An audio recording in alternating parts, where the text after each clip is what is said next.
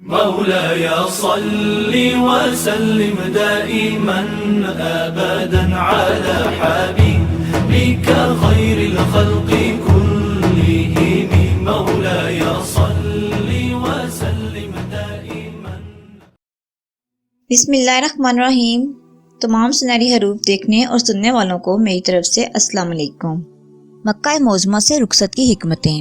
اب وہ وقت قریب آ گیا ہے جبکہ اطراف عالم اور اکناف عالم سے مسلمان فریضہ حج ادا کرنے کے لیے مکہ معظمہ کا رخ کر رہے تھے، اور حضرت امام حسین علیہ السلام جن کے ذوق عبادت و شوق حج کا یہ عالم تھا کہ 25 حج پیدل کر چکے تھے، اور اب حج میں صرف 2 دن باقی رہ گئے ہیں، اور آپ عمرہ تمتع کو عمرہ مفردہ کے ساتھ تبدیل کر کے مکہ مکرمہ چھوڑنے پر مجبور ہو جاتے ہیں، اس لیے کہ آپ کو سیدنا امام مسلم بن عقیل کا وہ خط جو انہوں نے 12 ذی القعدہ کو عابس بن شبیب شاکری کے ہاتھ بھیجا تھا آپ کو مل چکا تھا، لیکن کوفہ کے اندرونی حالات کی بجائے ظاہری حالات کچھ مشکوک بھی نظر آتے تھے. اب حج بیت اللہ کو ترک کر کے اس قدر جلدی سے یہ سفر کوفہ کی تیاری کیوں تھی؟ حج میں صرف 2 دن رہ گئے تھے. کیا حضرت امام حسین علیہ السلام جیسی عظیم شخصیت کا یہ غیر متوقع اقدام غیر معمولی حالات و اسباب کے پیدا ہونے کی غمازی نہیں کرتا؟ یہ شخصیت امام سے ناواقف آدمی تو کہہ سکتا ہے، بلکہ کہا گیا ہے اور کہا جاتا ہے کہ اہل کوفہ کے پیوں میں اسرار اور ان کے دعوی خلوص و محبت نے آپ کو تکمیل حج بھی ادا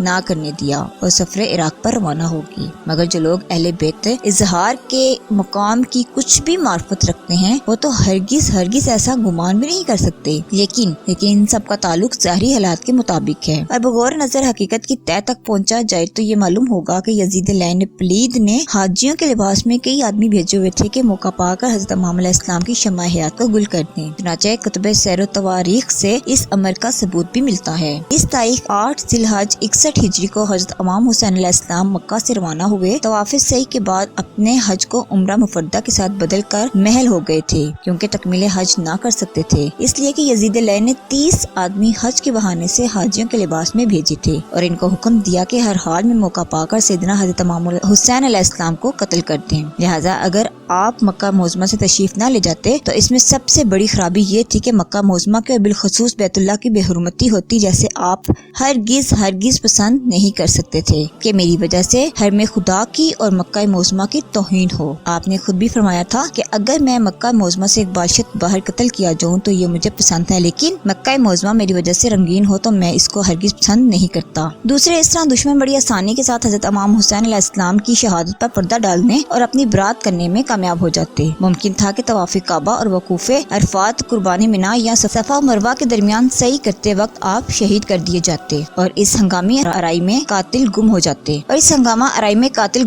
تو پھر کون باور کر سکتا تھا کہ یزید لعین کے آدمی قاتل ہیں یا کہ اور افراد؟ اس طرح یزید لعین کا قاتل ہونا ثابت نہ ہو سکتا کہ، اور اس پر خود یزید لعین نے پردہ ڈالنے کی کوشش کرنی تھی. لیکن حضرت امام حسین علیہ السلام یزید لعین کے ان تمام حالات سے مکمل طور پر واقف تھے، جبکہ مدینہ کا قیام بھی انہی وجوہات پر ترک کیا. تو اب مکہ معظمہ میں رہنے کا سوال ہی پیدا نہ ہو سکتا تھا. اہل و عیال سمیت مدینہ کیوں ترک کیا؟ اور صرف 2 دن باقی تھے کہ حرم خدا میں حج بھی نہ کر سکے اور یہاں پر رہنا بھی ان کے لیے مشکل ہو گیا. کہ حضرت امام حسین علیہ السلام کیوں اور کہاں جا رہے ہیں؟ ہر آدمی کو یہ سوچنے پر مجبور کر دیا اور غور کرے کہ وہ کون سے حالات تھے جنہوں نے حرم خدا میں بھی سیدنا حضرت امام حسین علیہ السلام کو آرام و سکون کا سانس نہ لینے دیا، اور یہ کہ ان حالات کا ذمہ دار کون ہے. یہ اقدامات حضرت امام حسین علیہ السلام کے صلح پسندانہ اور حکیمانہ طرز عمل پر بین ثبوت ہیں. ان کی وجہ سے یزید لعین کا ظلم و ستم تشت ازبام ہو کر رہ گیا.